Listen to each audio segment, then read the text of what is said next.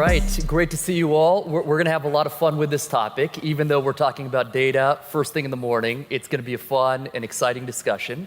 You heard a little bit about each panelist, but we're going to do some quick and longer intros than what was announced. Folks are going to share their name, their title and organization, and then one fun fact, and then we're going to jump in. So, Dave, do you want to kick us off? Sure.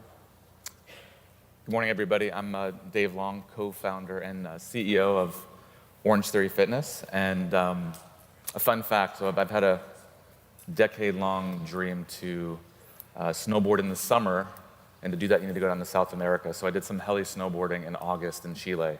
So I checked the lifelong, and it was as good, if not better, than I had dreamed. It's great to be here. I'm Mary Langowski. I'm CEO of Solera Health, and I would rather be singing than talking up here. And this is the right city for that. We were going to start a band. That was part of our prep, right? According to the clock, we have 36 minutes. So if you would like, Grab your instrument. great to meet everybody. I'm Sonny Goyle. I'm the Chief Strategy Officer and Head of Diversified Businesses for Blue Cross Blue Shield North Carolina. Fun fact is Mike from Emids told me I was going to get a year free membership at Orange Theory because I was up here with David, and so I'm very excited about that. No, I actually comically, David, I'll go off of yours. My wife is literally on her way to Chile right now to go hiking in Patagonia, and I will be meeting her in Buenos Aires next week. Nice. So very excited about it. So first time out of the country since COVID, so very excited to get out. Should be a lot of fun. Thank you again for having me here. Awesome. So we're going to start with a level set question. People have been talking about data in healthcare for a long time. Big data, claims data, clinical data. We're going to go around the horn, and as you can tell, we have very different and diverse perspectives. And the question is, where are we with data really? What's working? What's not working? Have we made progress? Because this has been a topic for some time, and I think it's important to start with that level set. So Dave, do you want to kick us off with your perspective on that? Absolutely, and just maybe 30 seconds to level set how we see the world, what we're doing within our organization. It's really primarily around our customer data and the performance that they derive, the second by second heart rate data we track, telemetry on the fitness equipment, and our ability to not only give them feedback for best performance and results, but be able to show cardiorespiratory improvements and things that are really meaningful for them, short, medium, long term. And so we've been on that mission to how do we make that better, how do we drive that. Obviously it's super impactful for adherence for our customer, but when we really take a broader look, and why we're so excited to be able to even speak here for a few minutes, is how do we integrate that with the greater wellness and the healthcare communities to give customers a broader sense of how they can improve their lives and wellness. And so that's a labyrinth we've been working through for a number of years, and I think we've made baby steps, but I think there's big kind of step changes that have to happen to really have a true integration.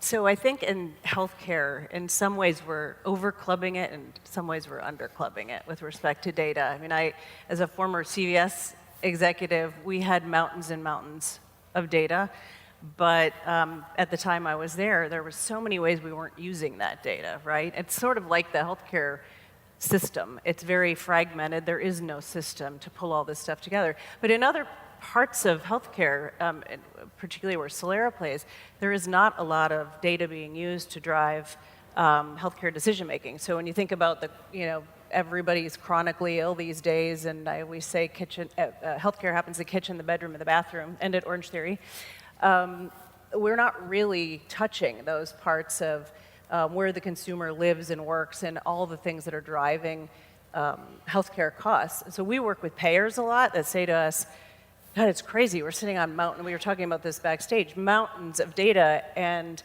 we're not really using it in a unified way to drive a better experience for the consumer, or to even know how to really answer the questions that matter to the consumer and solve the problems that matter to the consumer.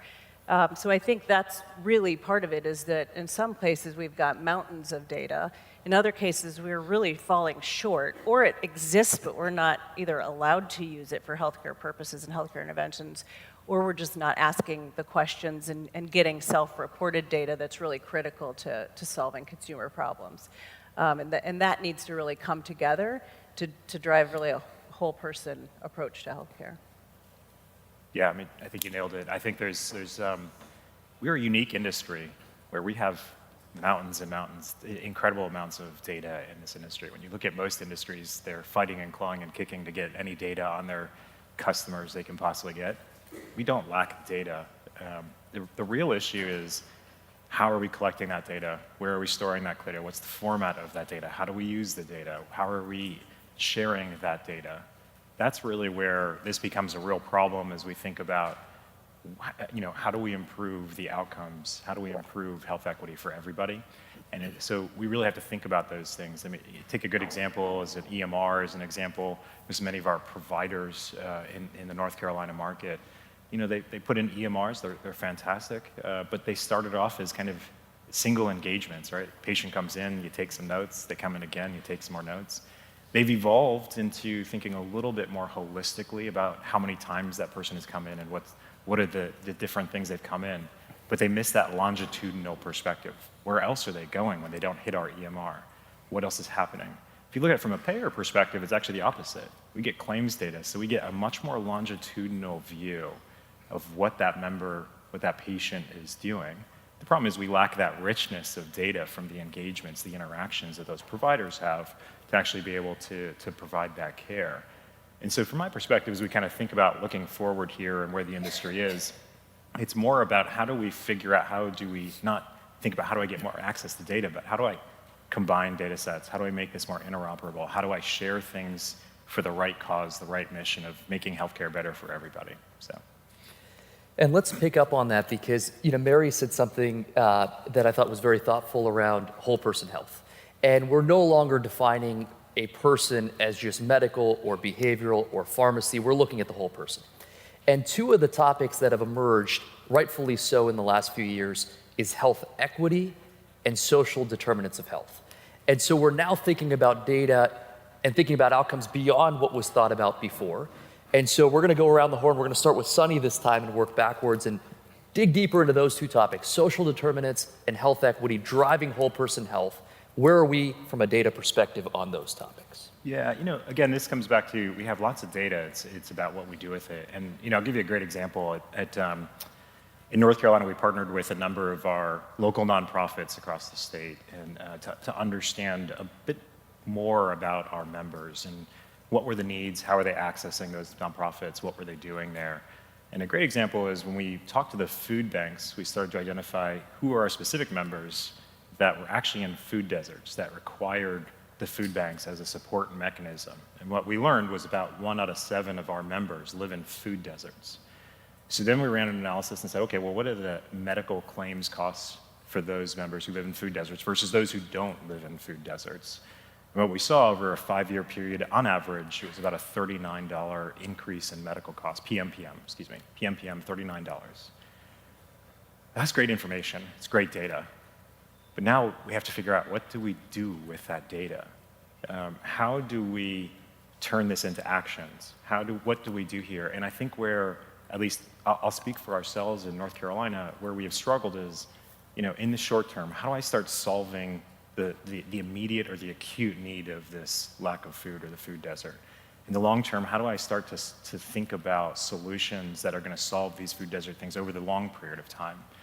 And then the third, which is probably one of the most critical and important things here, is how do I build a business case so that this is a sustainable intervention, a sustainable solution that the industry will actually buy in on and continue to go forward with? Because a lot of times we just do things and they're great for our members, but they cost more money, they drive up costs, they do a number of things. And so I think that's where we're really trying to trend towards, is how do we turn all this fantastic data into actions, to solving some of these issues, to addressing some of them?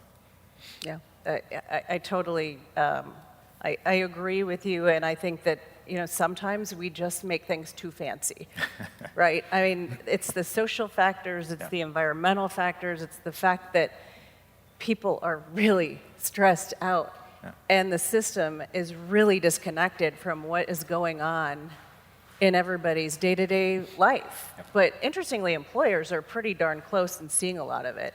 And so some of the data that we collect, for example, is self-reported, and the kind of rich insights we get on what's going on with the person is very helpful to payers, providers, whoever owns risk, to actually, it's very enlightening to say, oh, this is what's going on with the person, and we can't get them into a mental health program or a weight management program or tobacco cessation program if we don't know what are those things that are causing some of the problems, or what are those barriers. In the case of a weight management program without food access is not going to be very effective, right?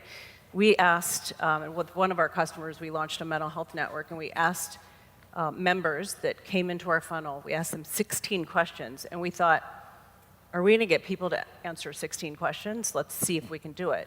They had a need, and the solution we were providing, one of the solutions was Headspace. It was highly relevant, and they wanted it. Relevance is incredibly important in order to get the person engaged and to gather data. 97% of the people that came through the funnel answered 16 questions. The payer said to us, oh my God, we've never gotten anyone to answer any questions. And we said, well, did you ever give them something that they wanted and needed at a time that was really critical? And so it's partially getting to people in the moments that matter, which is not just in the case of diagnosis. That's not the only moment that matters, but that's what we think of in the healthcare system. It's getting to people earlier in their environment, more often, getting them to engage and report. So with respect to SDOH, you know, whether it's SDOH or any of these other things we're talking about, behavioral, we do make it a little bit too complicated sometimes when what's happening with the human being may be very straightforward and something that needs to be fixed. One of my prior roles, I worked with a food manufacturing company that said, we're giving away our hypertension drugs. They are free, and we have no idea why people aren't taking them. We cannot figure out why people are not filling their prescription. It is incredibly frustrating. They must think it costs money. And we said to the employer, did you ask them what's going on? And they said, well, probably not really. And we asked them. And the reality was, in many cases, you had a husband and wife working a first and second shift.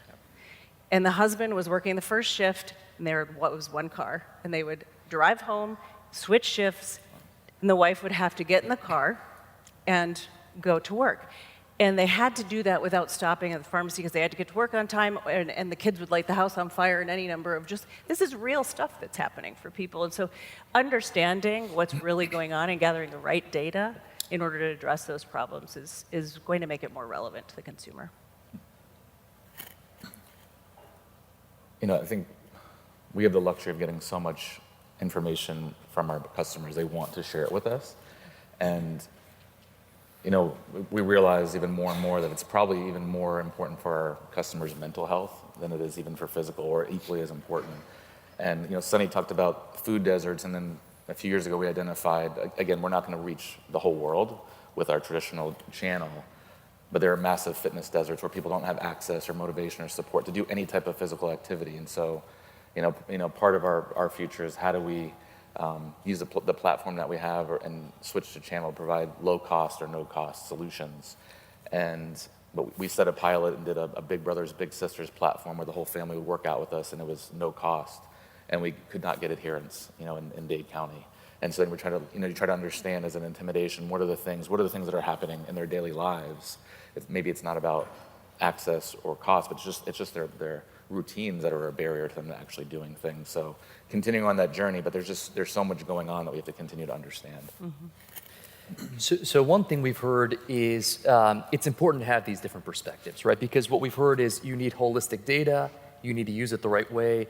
And so the nature of this panel is we got to collaborate to make this work. We actually need a payer perspective and a B2B perspective, and Sunny's actively investing and building companies. We need startups and innovative companies, and Mary's building some really compelling and interesting solutions.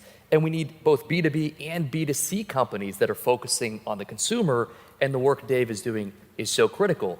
Now the question is, how do we actually break down these silos and work together? Because, and Mary's gonna start this, and then we're gonna go Mary to Dave to Sunny. You know, she brought up the topic of sometimes we make it too complicated. And what do we know? Sales cycles can take a really long time.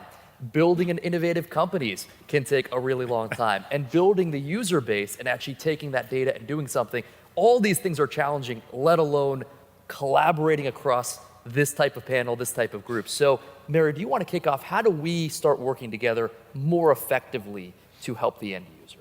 Oh my gosh. When I said that was a good question earlier, I didn't know I had to go first. No, I mean, I think the dream state here is being able to ingest the kind of B2C data you've got. I mean, you have such a rich, rich data set that combined with the kind of data we're gathering that is a combination of self-reported data and ingestion from other sources to really match people to their best fit, most relevant, right solution. And then combining that with the mountains of claims data and everything you've got, that's sort of the ideal state. And then you have to say, okay, well, then what are we trying to solve? And is it, I'm trying to solve for the payer how to better, instead of just underwriting for risk, actually manage risk at an individual level rather than a population level?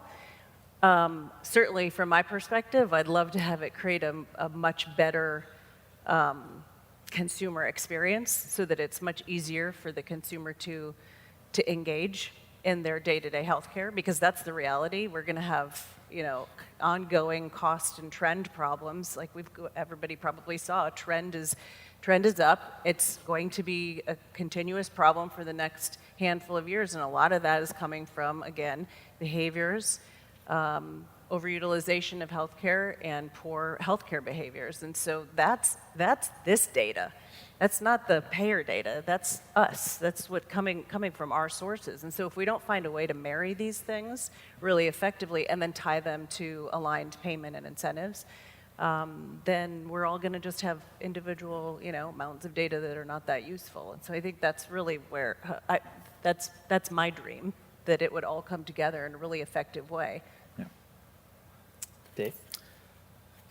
I think the best way I can talk about it is a couple quick examples. So we've had success with opt-in programs providing our product, complimentary for their customers, and a lot of that customer base is not near our core demographic, but something really exciting we notice is the adherence is actually better than folks that are paying, which is usually not the case. It's usually the opposite.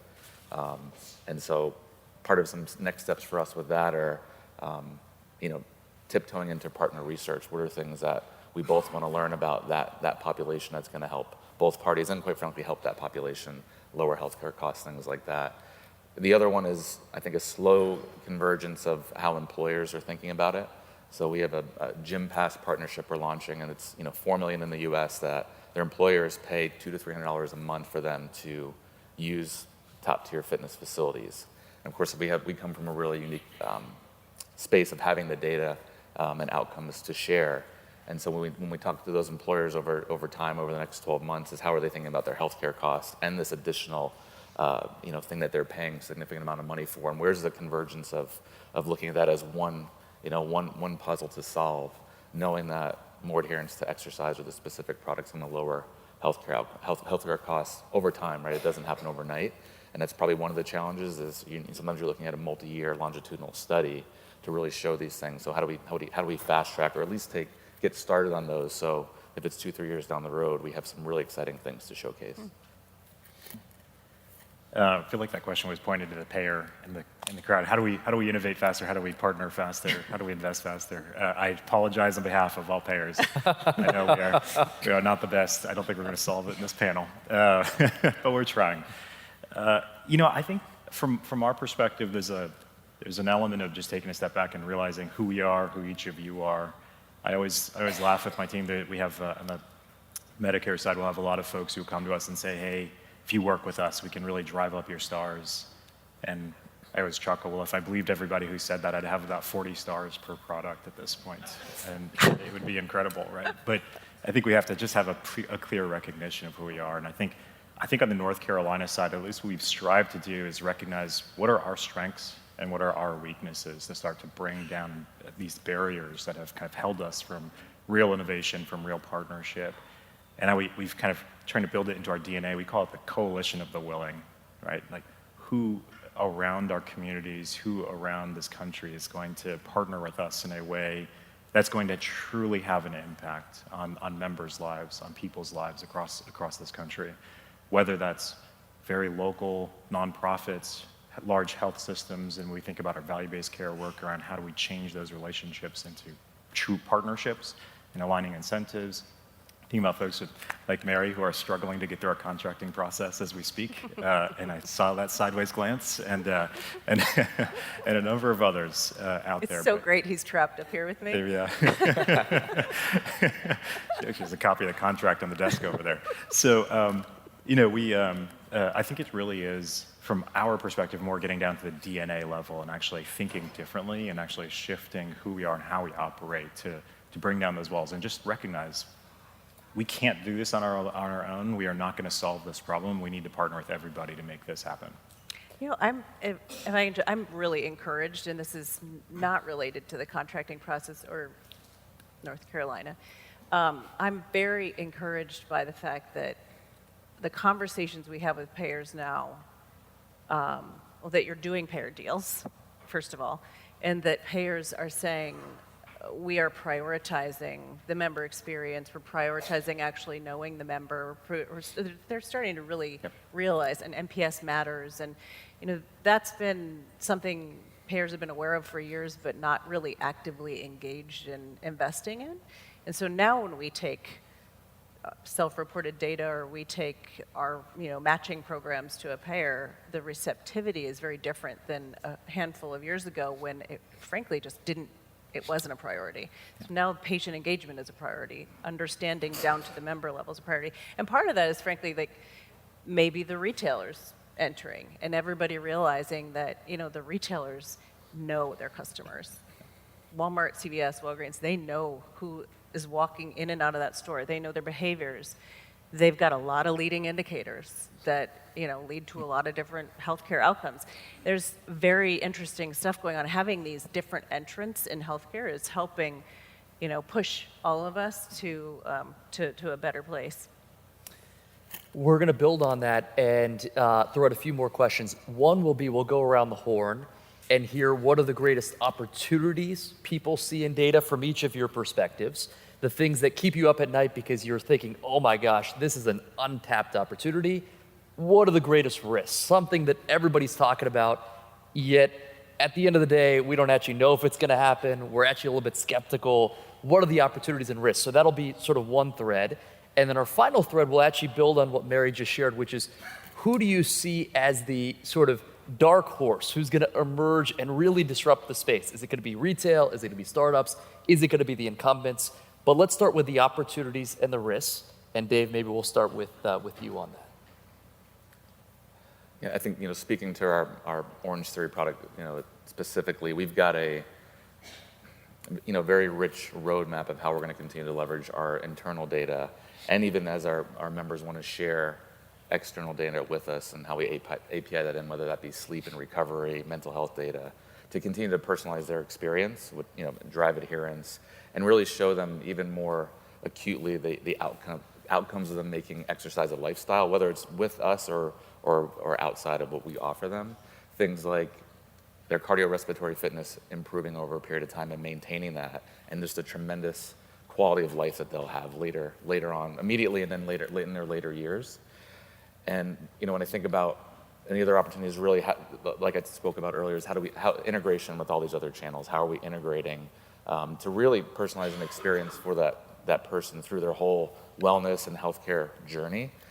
I think the risks, which is top of mind for us, is making sure we don't take it too far. Like where is it too much? And we don't want to make any moves which are going to make our customer base feel uncomfortable. That are they sharing too much? How are we using it? Like, we've built trust up over 13 years of doing really good things with everything they've been willing to share, and obviously making that optional. But if we're asking them to now share information with healthcare providers, with employers, whatever that may be, there's a really fine line that we have to be aware of. And the population at large is super aware of what their data is being used for, how they're being marketed to, all the areas that are kind of the dark side of data.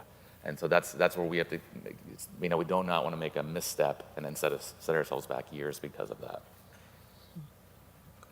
Am I next? You're next.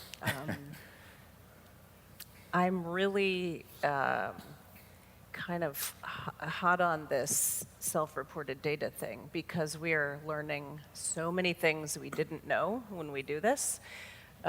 We just launched a women's health network last week, and when we were working on it, we asked women a bunch of questions, and again, they answered in droves. Like, finally somebody is asking me something relevant about my health, and they're going to listen to the answer. 60% of women would rather do pelvic floor exercises than talk to a doctor about it. And there are insights like that's because they don't want to go to a doctor, and that's because they don't want to talk about it. And there's certain things like that that are so relevant to productivity, quality of life, health outcomes, that we are nowhere near getting at because we're not asking and listening to the questions. I mean, three-quarters of women said that they needed the services we were offering, and 80% had never been to a physician about it. And so I love this, this rich data set of grabbing, kind of asking people, just how do we solve your problem? It's just such a basic thing. Why aren't you taking your free hypertension medicine? Because I don't have time to pick it up. Okay, let's put the pharmacy where you work. So asking people questions to solve their problems.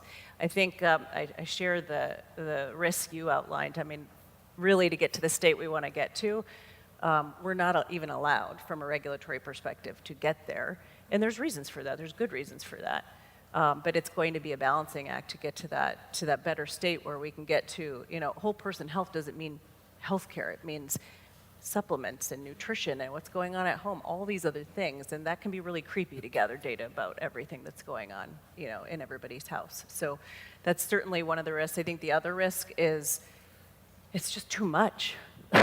Just got too much. And then it becomes noise, and it's not directed to aligned incentives with payers and better consumer experience because it gets overwhelming. Yeah, it's a great question. I think from my perspective, the biggest opportunity really is to continue to push forward on interoperability. And that starts with policymakers and how do they start to break down some of the walls and even force some standards on us. I think sometimes we just need them forced on us.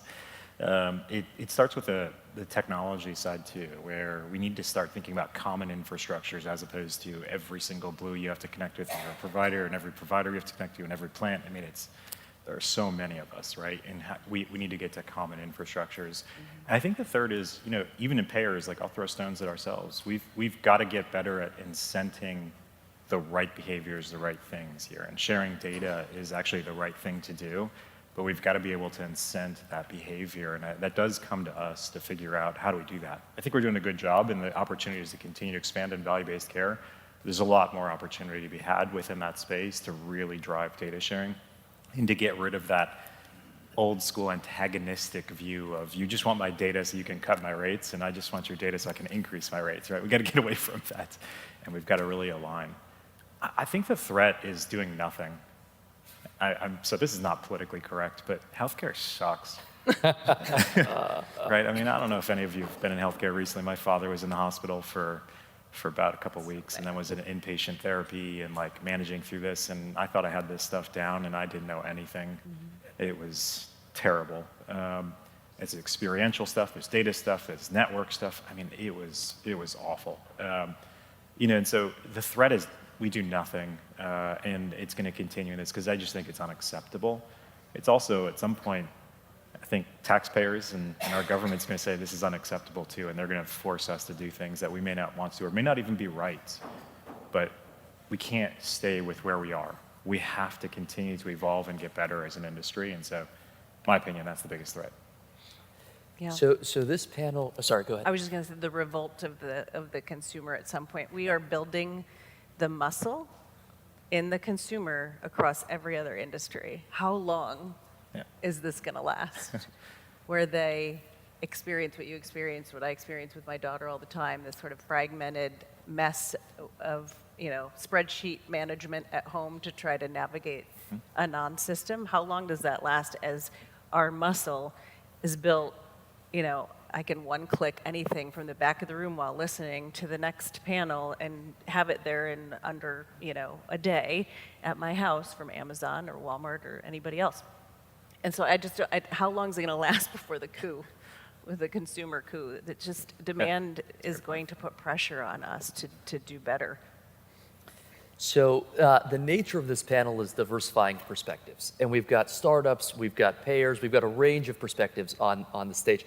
But there's actually additional perspectives. Retailers came up. Patients and consumers came up. And there's a lot of activity happening. You're seeing Walgreens and Aetna acquire different entities. You're seeing more and more startups being born. You're seeing a number of consumers and patients saying, you know what, this is what I want to see, and driving more and more activity. So the next question is, who are you sort of bullish on? Who's really going to make a difference and who we haven't talked about so far? And we're going to start with Mary on this one, and I'll even plant the seed because admittedly, this is a question we didn't prepare for. So this is going to be a fun one. I'll plant the seed, which is I'm actually pretty intrigued by the convergence of retailers and in-home. I think one thing that we've heard is a lot of people don't want to go to the hospital. They don't really even want to go to the outpatient setting. I think you're going to see more and more folks doing self-directed work in their home, support in the home, and I think the retailer convergence is a really interesting one. It builds on the story that you shared of a lot of people, when you think about this whole person idea, are not looking to segregate healthcare from the rest of their life. And the days of saying, look, I'm just going to carve out a full day and sit in the physician practice, I think the expectations of consumers, rightfully so, people are not going to stand for that, where you just sit for 4 hours in an office for a 10-minute visit. I think that's going to massively change. And so personally, I'm bullish not just on in-home, but also on this idea of converging retail and healthcare integrating with the rest of one's life. And so with that, Mary, I'm curious your perspective, and then we'll go to Sunny and then Dave. Yeah, I love that question. I mean, we at Solera we are biased about this. Everything we do is to streamline and integrate what we consider to be the new, incredibly important part of the healthcare ecosystem that's historically been pretty disconnected, which is digital, community-based care. That could be retail-based care, care in the home. And that's where people want to be. You know, I heard Glenn talk about brick and mortar healthcare, and you know, again, as a former CVS person, people do not want to lose the ability to go talk to somebody. They don't want to go all digital. So I think that combination is really important. It's not about that. It's about, please make it easier for me and make it part of my workflow. It has always been about the physician's workflow. Make it about the consumer's workflow so I can stop by and, you know, if I'm at Walmart, I can stop by and get my other healthcare things addressed. And so I think having it be easier, who's going to win? I think the winners are going to be those that can integrate those experiences and make it much easier for the consumer to engage, because something's going on out there. People cannot take any more pressure and stress, and the healthcare system puts a lot of pressure and stress on people. With the experience you just had, it's a great example.